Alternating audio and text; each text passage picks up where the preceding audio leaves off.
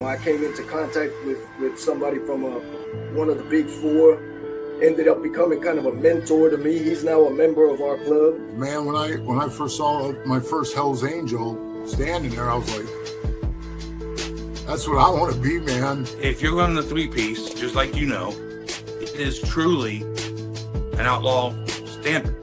Doesn't make you a one percenter, but it makes you an outlaw. This is what I believe in, you know, and it was awesome to see that my brothers believed in me. It's the wolf leading the sheep, man. You know, the sheep need to open their eyes because they're about to walk off the cliff where the whole other pack of wolves are at the bottom. If you were getting your lunch money taken before you put them rags on, if they catch you by yourself, they're going to take your lunch money again. I try to be around the guys and hang out with them as much as possible and get to know them, because that's really what it's about. The Hells Angels are being arraigned. One man was stabbed in the chest, another was knocked out, who faced criminal charges, including charges of hate crimes as well as gang allegations. One defendant faces an attempted murder charge, so this certainly appears to be a widespread investigation.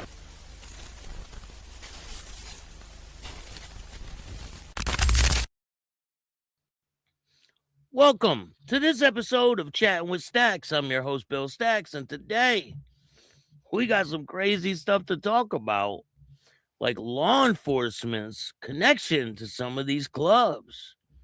I've noticed some things, and shout out to everybody out there that watches this show. I really appreciate you taking the time. We got a lot of things to discuss today. We already got 20 people in the house. Thank you guys for joining me. Lindsay, how are you? Thank you for joining me.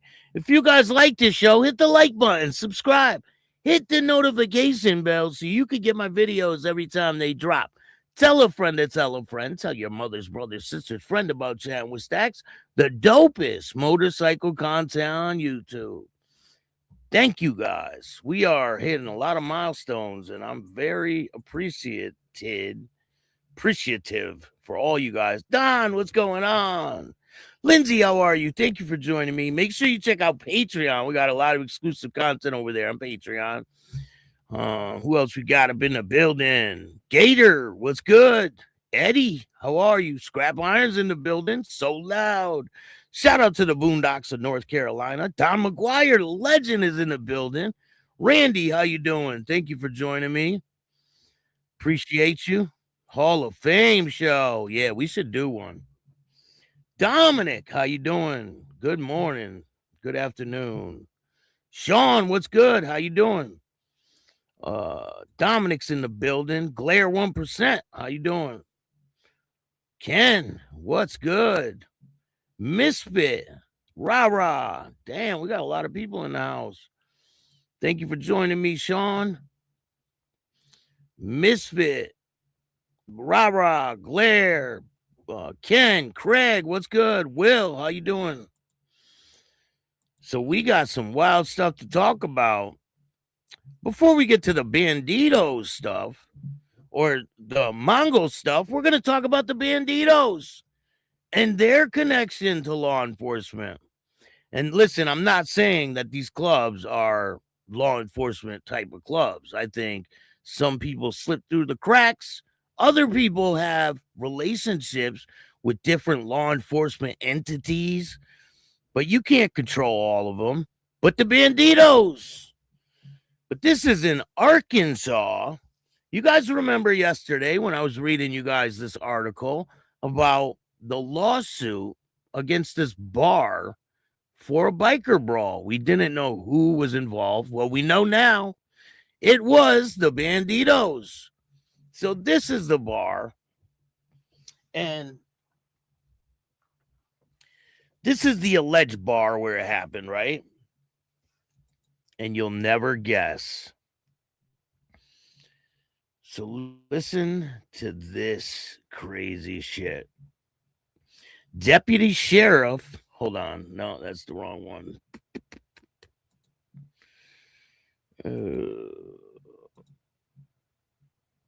All right, Bryant, Arkansas, mentioned in lawsuit alleged biker gang ties now face liquor license violation hearing. A bar in Bryant, Arkansas alleged to have ties with biker gang in lawsuit now faces potential liquor license violation. So Bryant Barr, we told you about last month, is named in a lawsuit, is now facing potential liquor license violation.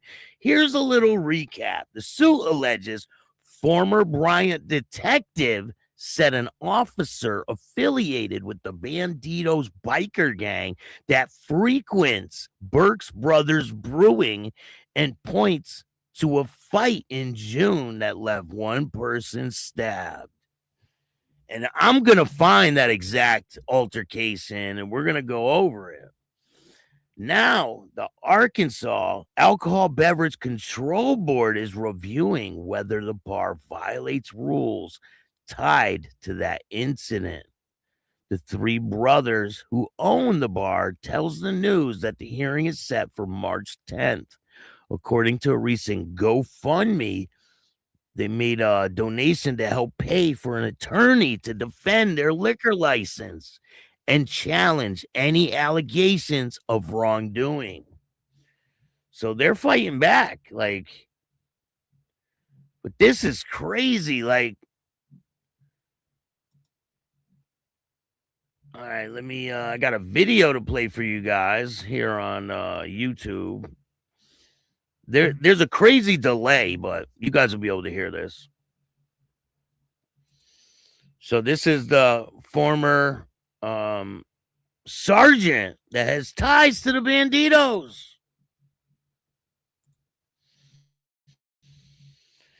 Hello, and thank you for joining us here at 6. I'm Faith Woodard. And I'm Brooke Buckner. Tonight, a former detective with the Bryant Police Department is suing the chief of police and the mayor for allegedly firing her after raising concerns about another officer. THV 11 investigates. Tanya Motorzitsky got her hands on the lawsuit and breaks down what it alleges.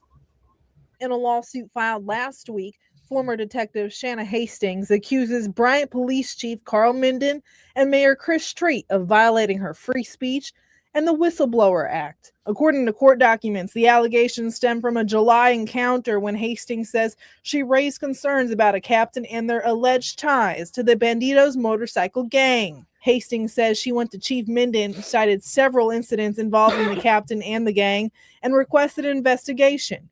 In the lawsuit, Hastings says she was told her concerns, quote, reflected a lack of trust in her chain of command. The court documents show that an official investigation was launched in mid-July and Hastings was interviewed during that process. According to the lawsuit, Chief Minden later presented Hastings with a termination letter that was signed off by Mayor Treat, an action the lawsuit calls retaliatory. When we asked the mayor's office for a statement, they said in a text they have not been served yet and have 30 days to respond once it happens. We asked Bryant PD for a comment. They directed me to the city attorney, but we have not heard back. We also reached out to Hastings' attorney, Matt Engel, who sent us a statement that says, in part, the facts detailed in the complaint demonstrate that Detective Hastings fulfilled her professional duty to report suspected wrongdoing. The integrity of the judicial process demands that the facts be tested under oath, not filtered through social media. I'm Tanya Motorzitsky, THV 11 News. Now, we also reached. So allegedly, the cops, right, are allegedly always doing the right thing, but they can't stand when a rat's in their own mist, right? They don't like when someone tells on their own. And that's what happened. So she's getting shunned for it. I mean, good for her, right? Hey, what's good for the goose is good for the gander. People, they want to set other people up with fucking informants and all this shit. One of their own gonna tell on everybody there. Easy, what's going on? What's happening? Hope everyone out there has a great day. Don, thank you so much for joining me today. How does it feel to be the writer documentary of the year? Congratulations on your International Hall of Fame induction. Thank you. I really appreciate that, man. Sky's the limit. It just shows you that you can change your life. You can change it around and be what you want to be. You put the work in and you can get somewhere in life. If you're out there struggling right now with drug addiction, alcohol abuse, you can change. You can go to detox. You can take the steps to get your life better, get on track, find something that you love and pursue it. I don't care if it's boxing or writing or painting or walking in the woods. I don't care what you love to do. Get sober and enjoy life for what it is. That's what I did, and I can't even express how much gratitude I have. I missed so many years of life doing some idiotic stuff that I'm just very happy I'm in the position I'm in today and all the things that I get to do. I got some huge news today. I can't share it with you guys yet, but it's so big. It's the biggest opportunity of my life so far. I got some news, so you guys are going to be like, wow, when I tell you about this, if I can. Hopefully soon I'll be able to tell you. A month of sobriety. Congratulations, man. Gator, thank you. Look in the mirror is the best way to find out yourself and love it. 100%. You gotta love yourself. You know what I'm saying? I hated myself for a long time. I'm finally able to, get control of my life. Glenn, thank you for joining me. Good morning. It's nice as hell out today. It's like 50 degrees. What's going on out there? I don't understand. It's like insane. Like one day it'll be crazy cold. The next day it's like warm as hell. So next we're going to talk about these two dingleberries. Oh yeah. These two dingleberries are up next. So 23-year-old brags to teen about robbing 61-year-old with airsoft gun while the other ran him over with the car and left him to die in the street, cops say. Two young men in Missouri are facing murder charges after one of them robbed a 61-year-old with an airsoft gun, bragging that it was some gangster shit, according to police, while the other ran over him with a car and left him in the street to die, cops say. Bryson Franca, 23, and Chattin Lamb, 18, were charged with second-degree murder, first-degree robbery, vehicle tampering in connection with the death of Layman Taylor, 61, last month. Lamb is also charged with leaving the scene of an accident resulting in death after allegedly running over Taylor with his vehicle. According to their arrest affidavit, Franca was the first of the pair to set upon the while at his home in Bolivar. He was allegedly showing up wearing a ski mask.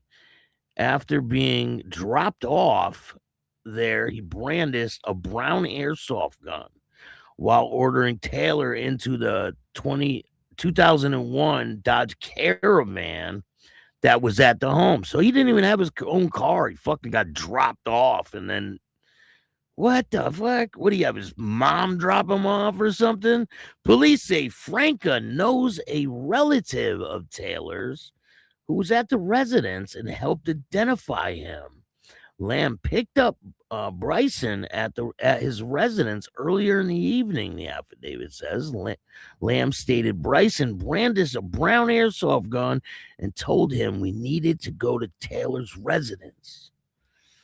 After dropping Franca off, Lamb saw him leaving with Taylor in a minivan and then followed them in his own car, according to police. Lamb observed the van repeatedly slowing and accelerating, consistent with a struggle inside, the affidavit says. Cairden, whatever the fuck, lost sight of the van and then drove over a hill, observed Taylor laying in the roadway, documents allege. Cairden admitted he ran over LT with his vehicle. Caden did not stop to render aid or contact law enforcement. Caden later met up with Franca, who bragged about having done some gangster shit. And let me just get this clear. This is not some gangster shit. This is some coward shit. Police were called and found Taylor's body in the road. Police observed multiple damaged mailbox and debris from the van in the area, probably because this kid can't even fucking drive, along with fresh tire tracks and a blood trail running north and south. Investigators were able to track Franca and Lamb down after Taylor's relative identified Franca. According to affidavits, Lamb initially claimed that he struck Taylor by accident before admitting that he had lied. Police determined that Franca used an airsoft gun to commit a forcible robbery of Taylor, while Lamb subsequently ran over and killed Taylor as a direct result of the events. The incident by Bryson, according to the affidavit. Both Franca and Lamb were booked into the Polk County Jail. Franca is being held on a $500,000 bond, and Lamb's bond was set at $250,000.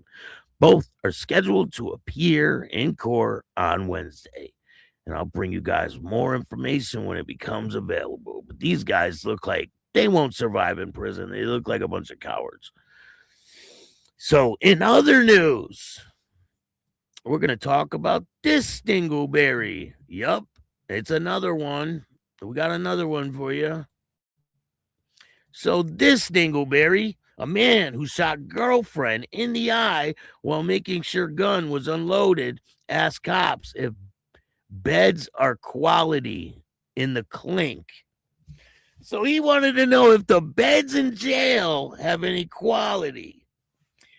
Minnesota, of course. A Minnesota man who apparently told police he accidentally shot his girlfriend in the head was charged with second-degree murder. Christopher Brooks, 20 years old, is in custody in the Hennepin County Jail. That's where I lived when I was in Minnesota. In Minneapolis, I lived in Hennepin County, right near the airport. So he's being held in jail, charged with second-degree murder, manslaughter in connection with the shooting of his girlfriend.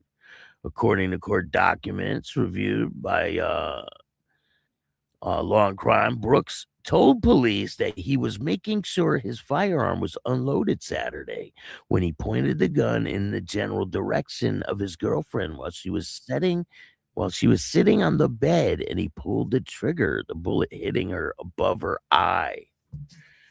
Damn, man. Officers from the Hopkins Police Department responded to the 911 call from Brooks, who allegedly told dispatchers he shot his girlfriend in the head while cleaning his firearm. When officers arrived at the apartment, Brooks was sitting at the kitchen table and blood on his hands and crying. According to the probable cause statement, Brooks told police that he had took a THC gummy before going to bed the previous evening, about 5 or 6 p.m. Around 8 or 9 p.m., he said that he heard the sound of gunshots outside the apartment building where he lived with his girlfriend. Brooks told police he loaded a magazine into his firearm but didn't chamber a round. After he was brought to the police station and read his rights, Brooks stated to police that he thought he removed the magazine from the gun that night, but wasn't sure. He told police he did not provide any medical aid to his girlfriend because where she was hit, claiming he knew that she was already dead. Damn. First responders provided life-saving measures to Brooks' girlfriend, but she was pronounced dead at the scene. Police said that while they took Brooks into custody, he made multiple spontaneous statements, including if he could get a private room in jail, and said if the beds are quality. He reported asking officers if it's common for someone to feel empty after an incident like this and not have any emotion. Brooks is in custody at the Hennepin County Jail, where he is being held on a $500,000 bail. He's scheduled to appear in court on Wednesday. So he is with the other two dingleberries. Now all three of these dingleberries could just sit there like a bunch of dingleberries, because that's what they are. So he's screwed. Paula, how you doing? TRC, what's good? Thank you for joining me. Biker News Canada's in the building. How you doing, bro? Thanks for joining me today. I may have to who pissed in their Cheerios? Can't imagine hating freedom so much, right? I mean, damn, like, why do people just throw away their freedom so fast? Why are people so fast to throw away everything they have? 62 in Virginia yesterday. Damn, that's nice. Ginger Biker, what's going on? Thank you for joining me today. Appreciate you. Dingle dangle. Hope 26 is good and a prosperous year for all, healthy and safe. First and foremost, thank you, Bill, for your handwork. Thank you, man. Appreciate that. Well, Big Staxx and crew. Exactly. You give me hope. Thank you, man. Appreciate that. Got a jet. Don't drop some of the applications. Hell yeah. Do you think, Kurt? You guys just gotta maintain, man. Keep grinding.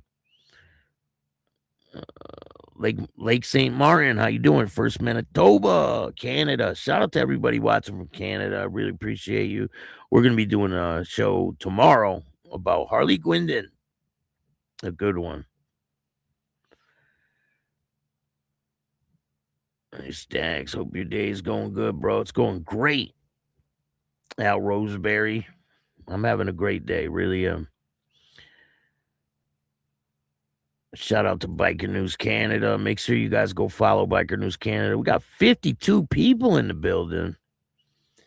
Make sure you hit that like button. It helps a lot. And if you want to donate to this show, donate through Cash App because YouTube takes 30%. So if you send me $10, they take $3 of it. It's crazy. But if you send it to Cash App, I get all the money. And I put every single dollar right back into the show. So now we talked about the Bandido connection. It's a loose connection. I think this guy has a loose connection to the Mongols motorcycle club. But come on, that's a sergeant in the Arkansas police. A fucking sergeant has connections with the Bandidos. I mean, you know that they have to talk to the police, right? All these clubs have to have a connection to the police to some extent, right? They can't just not have any connection. But this is a wild case. This guy. So this guy's a Marine, a U.S. Marine. Guess who he is now? He's a fucking inmate. You know why? Because of his connection with the Mongols Motorcycle Club. So he owned a gun store. We talked about him before, but there's new information that just dropped about him. Deputy Sheriff in Southern California was arrested on weapon and gang charges. What? Weapon and gang charges?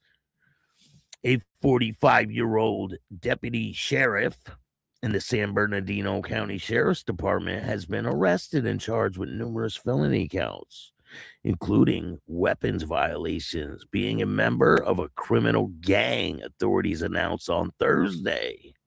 So this came out last year in April 2024. So he was arrested for being part of the Mongols Motorcycle Club. I'm not sure if he was a member or just an associate.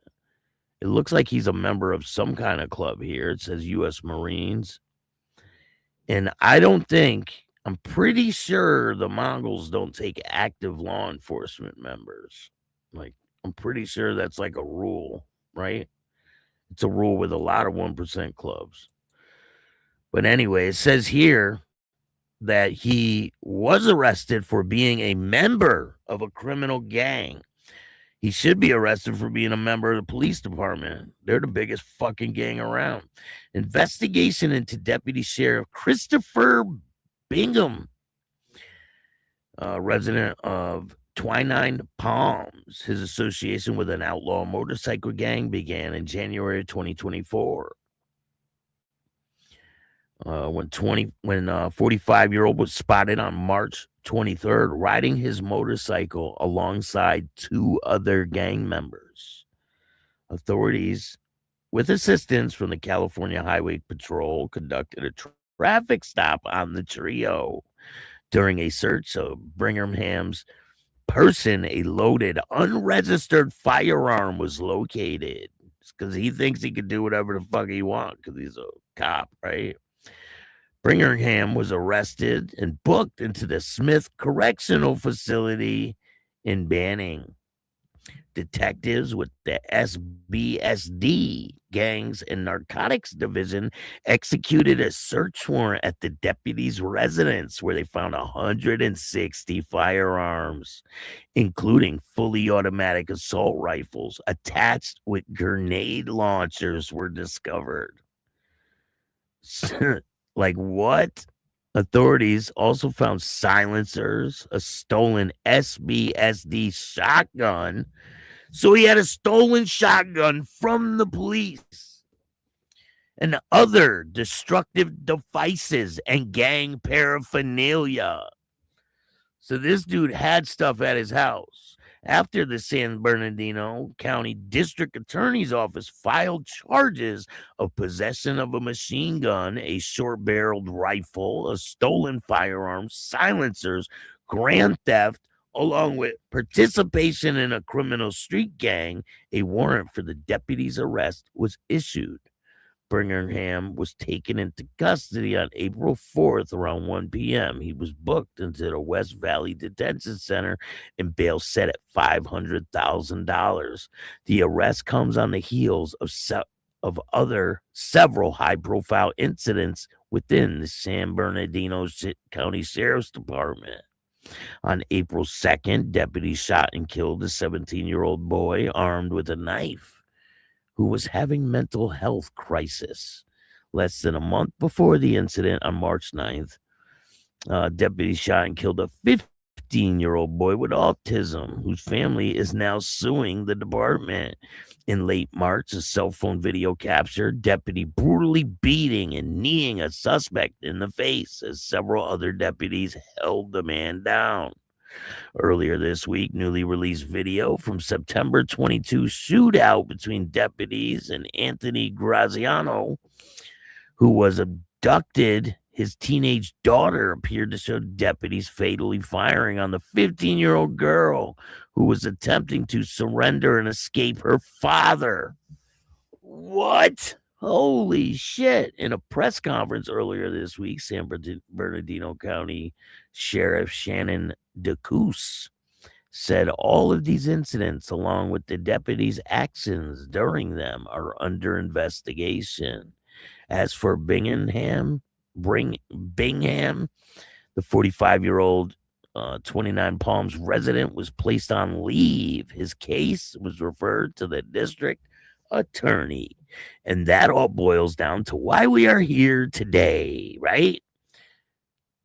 Because, I mean, that's an old case. Why are you talking about an old case? Because there's an update on this old case. Oh, yeah, there is. Mountain Woman, how you doing? Thank you for joining me today. Appreciate you. We're going to talk about the update on this fucking case. So, boom, boom, boom. If I can fucking find it. Hold on here. I need 1 second because this thing takes forever to load. People are up in arms on Facebook, huh? Pretty bad over this whole over this woman getting killed in Minneapolis. She should have stayed her ass home. That's all I'm gonna say about that. They're like, she's got kids. She should have been home with her kids. Why is she chasing down cops? And then people I know are like messaging me about it. I'm like, listen, I don't like having conversations with people I know about stuff like this because I don't want to be arguing with people that I know because of their political beliefs, you know? I mean, I like these people. I don't want to not like these people because of their political beliefs. I could care less what side you pick. I don't want to be involved with conversations about political affiliation because none of that shit means nothing. We all need to come together. Fuck all this bullshit. But the libtards are just too much. It's just crazy. If you got Trump derangement syndrome, just stop it. No, it's not a cop club. I wouldn't say it's a cop club. Randy, what's going on? I wouldn't say Bandidos or the Mongols are a cop club, by no means. I think I don't know, maybe these couple people thought it was a good idea to have affiliation with these guys for some reason. Who the fuck knows? Hold on. I'm trying to pull up this new article. This just came out on January 3rd. Jesus Christ. Come on, you fucker. Okay. Why did it pop up?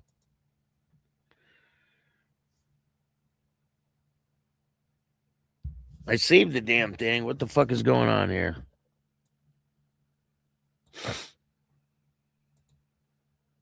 All right. Here's the new article. So, D.A. Anderson ruling moves to preliminary arrest Bingham for gang fraternizing. The district attorney, Jason Anderson, believes his office has been pushed to extremity, whatever the hell that means, on the puffed up case. Case members of the San Bernardino Sheriff's Office pursued is an ultimately futile stab. Jesus Christ, they had to put the big ass words on this fucking shit. It's cheap publicity, it says, involving one of their colleagues, an 18-year veteran of the department who has been demonized over his connection with the Mongols Outlaw Motorcycle Club. The district attorney's office last year was cozened personal demonization of a deputy, Christopher Bingham, into no fewer than 13 felony charges against him. Just a short 9 months after Bingham's arrest, there has little prosecutorial movement beyond what has now proven out to be problematic showing of evidence in the defendant's preliminary hearing in the weeks following his arrest. Anderson is now reported to be resentful at being involved in a dead-end case and growing impatient over the inability to find grateful and face-saving exodus from the situation, wherever the fuck that means. Bingham enlisted in the U.S. Marines at the age of 19 in 1998, serving as a rifleman during 2 separate overseas assignments. He was honorably discharged after 4 years of service in 2002. He migrated his future to Twentynine Palms, where the base he was last stationed on while he was in the 1st Battalion, 7th Marines, is located. He was hired with the San Bernardino Sheriff's Department in 2005, where, among other assignments, he worked motorcycle patrol in 2015. Vehicle he yet employed with the department, Bingham registered 03 Tactical, a limited liability company where he was the sole owner. With California Secretary of State, located at 73749 Twentynine Palms Highway in Twentynine Palms. O Tactical was a gun store housed within a shop next to a Mexican restaurant east of Adobe Road in the downtown section of 29 Palms on Highway 62, also known as at the point of 29 Palms Highway. 03 Tactical dealt with in standard firearm sales, as well as obtaining its customers' specialized equipment and hardware prized by gun aficionados, particularly ones looking to replicate or mystique of military firepower. It became known for the ability to track down and deliver specialized firearms, as well as provide serving equipment to those products.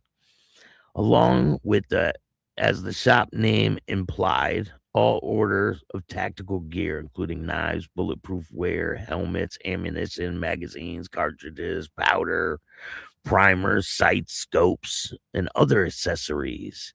As an ex-military command presence asserting law enforcement, gun-toting, all-around macho type, Bingham also attracted to motorbikes, despite the Hells Angels and Devil's Disciples motorcycle clubs having originated in San Bernardino County, in Fontana, to be precise. Over the last 4 decades or so, the Mongols and Navajos have claimed Southern California as their territory and have moved into the role of dominant outlaw motorcycle gangs of that reason. It says it should say region, right? For that reason, Bingham gravitated to the Mongols, with whom on occasion he would ride. While there are indicators that at this point do not rise to the level of actual proof that the sheriff's department, or at least elements within it, were making use of Bingham's entry into with members of the Mongols and those elements of the community who, for whatever reason, legitimate or illegitimate, were arming themselves for the investigative pursuit, such as his higher-ups in the department have long known about Bingham's association. So the fucking cops knew that he was associated with the Mongols. The department and the district attorney's office have officially maintained that Bingham's interactions with the Mongols is a secret he kept to himself.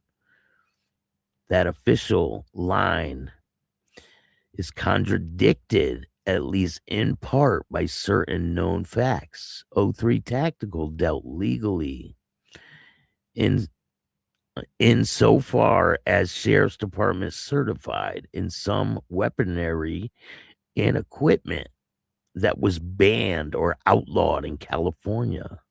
Certain types of firearms and silencers, devices in some other states can be purchased and possessed legally. Bingham maintains, however, that the Sheriff's Department for years appeared to accept that such items were being sold, as Bingham stated publicly online to individual California law enforcement officers properly licensed and permitted to carry them out to out-of-state buyers. Bingham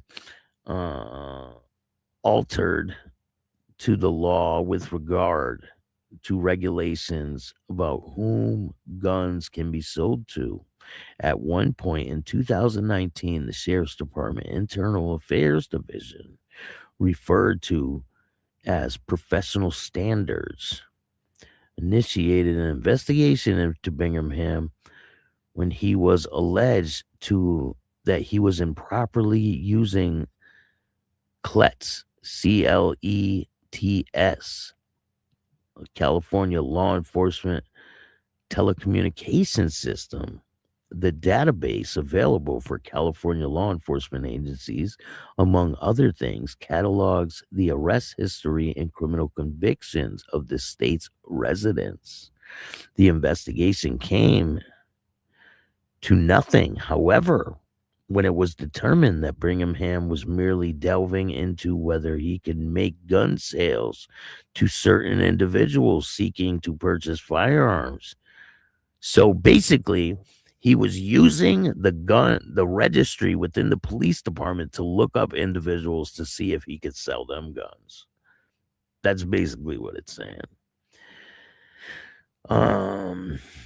See if he could make sales to certain individuals seeking to purchase firearms who he had legitimate grounds to believe might actually be felons who could not legally purchase, own, or possess firearms as consequence of their convictions. The department ended the investigation without taking any action against him. In addition, Bingham had not kept his affiliation with the Mongols a secret, as he had openly plastered the door of his work locker located in the deputy's locker room at the sheriff's department in the central jail in San Bernardino with Mongol stickers and other insignia of the motorcycle club.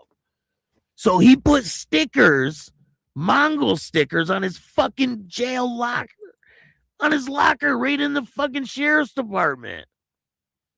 What? I mean, what do you guys think? If they knew this guy was a cop, wouldn't they shun him regardless of his connection or anything? Like, wouldn't they just shun him and be like, get the fuck out of here? We ain't fucking with you. I mean, that's what they usually do, right? Or maybe they were worried he was gonna fucking come after them and put them in prison if they did cut ties with him. Who the fuck knows? At yet undisclosed point within the last 2 years, some of Bingham colleagues in the department grew concerned about his association and extended their handling of the department's firearm inventory in association with the Mongols.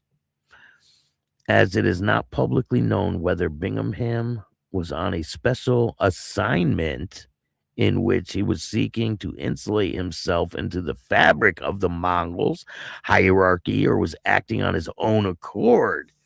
So he could have been placed there by the fucking law enforcement in the first place. Holy shit. It is equally unclear whether there were individuals lower down at the mid-level or managerial spectrum or among the department's command echelon who were kept in the dark about his efforts to penetrate the Mongols, and therefore whether those suspicions were aroused were reacting to the effectiveness in which Bingham donned his undercover persona. So he was fucking undercover. But they knew he was with the police department, right? So this is kind of sketchy right here. This whole situation. Nomadic Pirate, what's going on? Thank you for joining me. Craig, what's good? I mean, this is a crazy situation. Insane. Being a channel member allows you to view many interviews before Staxx puts them on. 100%, my own woman. Mile High Magic, what's going on? All love and respect. Thank you. Appreciate you. You already know. Damn, you gifted a membership. Thank you for gifting a membership, Lindsay. I appreciate that. But they knew that he had association with the Mongols. But did the Mongols know that he was trying to infiltrate them? I don't know. What is known is that the Mongols utilized their relationship with him in which to vet those eventually deemed qualified to join their ranks. In this way, the Mongols indulged those they cataloged as a hangaround, someone who expresses desire to join the motorcycle club but has yet to been given official status of a member. In this way, the would-be member is permitted to attend club rallies and events and is allowed to join the club on certain rides. While yet considered a hangaround, an applicant is expected to take up a place of the least prestige in the caravan of cyclists during a ride. So basically, you're riding in the fucking back. And is expected to be the first to pull over and submit to ticketing by highway patrol and other law enforcement agencies if such official intervention by authorities is to take place on the highway, freeway, or the streets. Moreover, hangarounds are also given custody of any contraband that is being transported, such that he can show his loyalty to the Mongols by being subject to arrest or prosecution, instead of having such burden fall on the club's existing members in good standing. It is only after serving obediently in the lesser roles of a hangaround for such a duration and under such conditions as the Mongols' leadership deemed appropriate that a hangaround is granted membership into the Mongols and given a full-fledged status. San Bernardino County Sheriff Sergeant Josh Gurry has since testified that Bingham had not progressed beyond the level of a hangaround when his arrest in March 2024 by law enforcement authorities, while he and other Mongol members were en route of the Mongols event in Irwindale occurred. So they were on their way to an event.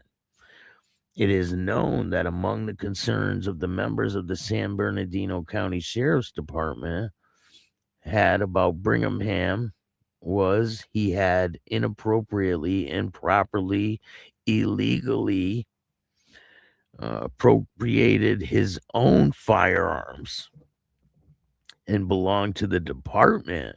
That suspicion, however, itself highly suspect in Bingham had, as consequence of his ownership of the 03 tactical arms and armament, rivaling to surpass the guns and firepower in possession of the department, rendering any allegations that he converted department properly or misappropriated it is so believed in implausible as to be nonsensical. Indeed, what some have come to believe at this point is that some department members either mistakenly assumed that some of the guns Bingham had in his personal possession belonged to the department, or worse, that Bingham had loaned at no cost weapons in his possession to the department to be used for training purposes, which led to misinterpretation when he retook possession of the firearm that he was stealing them. What? So they're saying that he gave the department the guns and he was just taking them back, and he was charged with stealing his own shit. What do you guys think of that? It says here that suspicion around Bingham had resulted in at least an early as winter of 2023 and 2024, if not earlier, in members of the San Bernardino Sheriff's Department surveilling Bingham, both while he was at work and off the clock. On March 23rd, Bingham was off duty that morning. San Bernardino Sheriff's Department Deputy Robert Stuckey had been detailed to follow him. It is believed, but has not yet been entirely established, that some order of tracking device had been affixed to his Harley Davidson. Stuckey followed Bingham, who was wearing dark jacket, at a safe distance to ensure Bingham did not know he was being followed. In Yucca Valley, near the intersection of Otega Trail and Elk Trail, Bingham met up with two Mongols, otherwise on Harley Davidson, both sporting Mongol vests, known as cuts. One of the other bikers, known among Mongols as Nightmare Bernardino, or Nightmare Burdo, Nightmare Burdu. When Bingham, the two other cyclists headed further south on Highway 62, Stuckey followed them to the 110 freeway, where they headed west. Once on the highway, it was a straightaway 10 freeway. All three bikes accelerated at speeds that put more distance between them and following Stuckey. Had been the case on sometimes slightly curving Highway 62. His quarry moving well beyond the visual fix, Stuckey recognized that he would not be able to catch up to them as they were exceeding the speed limit.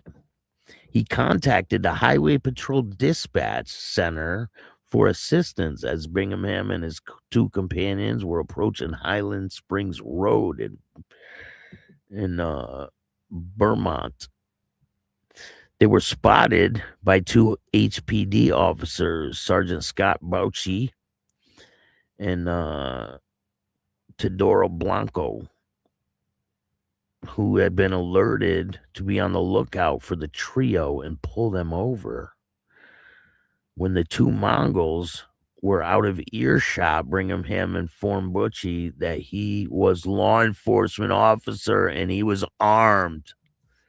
So he basically, when he got pulled over, he told the cop, "I'm an officer and I'm armed." The police officer would later testify that he was given the circumstances and Bingham's status as a law enforcement officer as he prepared to simply issue Bingham a citation for speeding along with his two biking partners and allow them to leave. Shortly thereafterwards, however, Stuckey arrived at the scene. Stuckey, who was not in uniform, placed Bingham under arrest, entrusted him into custody of Blanco, who transported him to Larry D.P. Smith Correctional Facility in Banning. The two other motorcyclists were cited for speed and allowed to leave at Riverside County Detention Facility in Banning. Bingham was booked on suspicion of being a gang member carrying a loaded firearm. I think they jumped the gun on this shit, right? While Bingham was being held in Riverside Sheriff's Department custody, officers Benchy's behest ran a registration on the firearm he was carrying, a Glock 9mm, through the state of California of the Justice Database. It came up unregistered on the strength of Bingham being in the presence of two outlaw motorcycle gang members at the time of his arrest. His arrest on suspicion of being a gang member in possession of a gun that he was in possession of, and what was represented on the judge at the unlicensed firearm and the other particulars. Stuckey and other investigators with the San Bernardino County Sheriff's Department were able to obtain a search warrant for San Bernardino County judge to sign to search Bingham's home on Adobe Road in 29 Palms, while he was yet to be in the detention center in Banning, making arrangements for posting bail, which following several hours long ordeal resulting in him being released from the Riverside Sheriff's Department custody later that day. Before he arrived home, investigators initiated a search of Bingham home while his wife was present. They found 157 firearms, including modified fully automatic assault rifles with attached grenade launchers, customized AR-15 assault rifles with 12-inch barrels, gun silencers, 2 explosive projectile devices, a Remington 870 shotgun that had been altered to shoot non-lethal beanbags. In addition, they found what department later described as Mongols paraphernalia, in which included a leather vest with the Mongols patches on it, Mongols t-shirts, stickers with the emblem, along with a motorcycle club literature and publications. When investigators pressed his wife with questions as whether their home was a meetup place for the Mongols, she told them that no motorcycle gang members had ever been inside the house. Investigators, in putting together an arrest warrant for Bingham that was served on April 4th, stated that the altered Remington 870 was the sheriff's department's property, in which Bingham stole. So this shit keeps getting deeper and deeper. And there's a lot more, but I'm not going to sit here and read this shit for hours. But there's a lot more. I'll do a part 2 on this whole situation. And we'll talk more about this because it gets deeper than that. So we're gonna end it here, and I'll bring you guys more tomorrow. What do you guys think of this situation? Sounds like they found him to be useful cops. Strange. It shouldn't be. It's crazy. Why would they even let him around the club? It's like weird, right? But hey, I believe there's cops that infiltrate every club. But allegedly, he gave that shotgun to the police department and then took it back, and they said he stole it. But it gets crazier, so stay tuned. There's a lot more to come. If you guys like this show, hit the like button, subscribe, hit the notification bell so you can get my videos every time they drop. Tell a friend to tell a friend. Tell your mother's brother's sister's friend about Chattin with Staxx, the dopest motorcycle content on YouTube. I got some new unreleased Pee-wee and Repo. That's going to be dropping soon. I'm going to put it on members only, so stay tuned for that. It'll be getting uploaded today, part 1 and 2, uploaded today. Or join Patreon and you can see it first. And go check me out on Spotify. I'm going to be on a bunch of different websites now, so check it out. And remember, don't be a bitch. Peace.